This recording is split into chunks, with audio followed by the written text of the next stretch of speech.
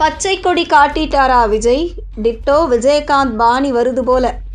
எடப்பாடி பழனிசாமி சமாளிப்பாரா? அதிமுக உட்கட்சி அரசியலில் மீண்டும் ஒரு புயல் வீச தொடங்கியிருக்கிறது. முன்னாள் முதலமைச்சர் ஜெயலலிதா தனது ஆட்சி காலத்தில் தேமுதிக தலைவர் விஜயகாந்திற்கு எதிராக கையாண்ட அதே வியூகத்தை இப்போது அதிமுகவின் எடப்பாடி பழனிசாமிக்கு எதிராக கையாள சண்முகம் தரப்பு திட்டமிட்டு வருகிறதா? இதை பற்றின பிரத்யேக தகவல் ஒன்று நமக்கு கிடைத்துள்ளது. அதிமுக விவகாரம் பற்றி பேசுவதற்கு முன்பு விஜயகாந்த் ஜெயலலிதா மோதல் பற்றி இங்கே சுருக்கமாக பார்ப்போம். கடந்த 2011ஆம் ஆண்டு நடைபெற்ற தேர்தலில் அதிமுக கூட்டணியில் இணைந்து போட்டியிட்ட தேமுதிக 29 தொகுதிகளில் வெற்றி பெற்று எதிர்க்கட்சி தகுதியை பெற்றது. அதன் தலைவரான விஜயகாந்த் எதிர்க்கட்சி தலைவராக பொறுப்பேற்றார். இருந்தாலும் தன்னுடைய ஆதரவால் தான் இந்த நிலையை விஜயகாந்த் அடைந்தார் என்றும், அப்படிப்பட்டவரே சட்டமன்றத்தில் தன்னையே எதிர்த்து பேசுவதா என்றும் அன்றைய முதலமைச்சர் ஜெயலலிதா கடும் கோபமடைந்தார். விஜயகாந்திடமிருந்து எதிர்க்கட்சி தலைவர் என்ற அந்தஸ்தை எப்படியாவது பறிக்க வேண்டும் என்பதிலும் உறுதியாக இருந்த ஜெயலலிதா அதற்கு பயன்படுத்திய ஆயுதம்தான் தனி அணி வியூகம். அதன்படி தேமுதிகவை சேர்ந்த 11 எம்எல்ஏக்களை விஜயகாந்திடமிருந்து ஜெயலலிதா பிரித்தெடுத்தார். அந்த எம்எல்ஏக்கள் அனைவரும் அடுத்தடுத்து முதலமைச்சர் ஜெயலலிதாவை சந்தித்து தங்களது தொகுதி சிக்கல்கள் மற்றும் தேவைகள் குறித்து கோரிக்கை மனுக்களை அளிப்பது போல போட்டோக்களை வெளியிட்டனர். அந்த எம்எல்ஏக்கள் அனைவரும் அடுத்தடுத்து முதலமைச்சர் ஜெயலலிதாவை சந்தித்து தங்களது தொகுதி சிக்கல்கள் மற்றும் தேவைகள் குறித்து கோரிக்கை மனுக்களை அளிப்பது போல போட்டோக்களை வெளியிட்டனர்.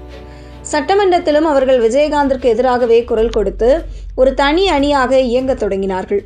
ஒரு கட்டத்தில் எங்களை தைரியம் இருந்தால் கட்சியிலிருந்து நீக்குங்கள் என்று அவர்கள் விஜயகாந்திற்கு பகிரங்க சவாலை விட்டனர்.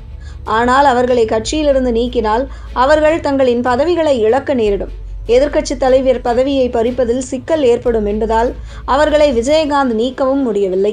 கடைசியில் இந்த திட்டமிட்ட நகர்வுகளால் விஜயகாந்த் தனது எதிர்க்கட்சி தலைவர் பதவியை இழக்க நேரிட்டது. தமிழக அரசியல் வரலாற்றில் மிகப்பெரிய திருப்பு முனையை தந்திருந்தது அந்த நகர்வு.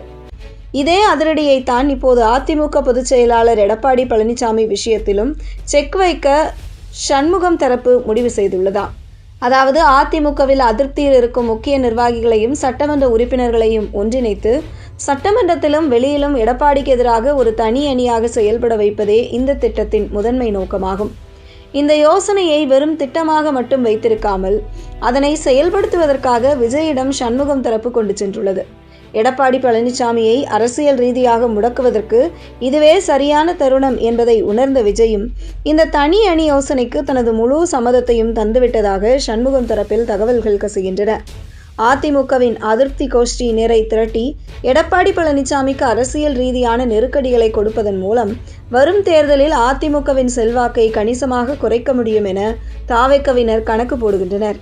ஜெயலலிதா அன்று விஜயகாந்திற்கு தந்த அதே போன்றதொரு நெருக்கடியை எடப்பாடிக்கு கொடுக்க சண்முகம் தரப்பும் மும்முரமான காய்களை நகர்த்தி வருகிறதா? இதற்கான முதற்கட்ட ரகசிய ஆலோசனைகள் நிறைவடைந்து விட்ட நிலையில் விரைவில் இதற்கான செயல்பாடுகளும் அரசியல் நகர்வுகளும் வெளிப்படையான பொதுமக்கள் பார்வைக்கு வரும் என்றும், தமிழக அரசியலில் இது மிகப்பெரிய மாற்றத்தை ஏற்படுத்தும் என்றும் சண்முகம் தரப்பு வட்டாரங்கள் அடித்துச் சொல்கின்றன. பொறுத்திருந்து பார்ப்போம்.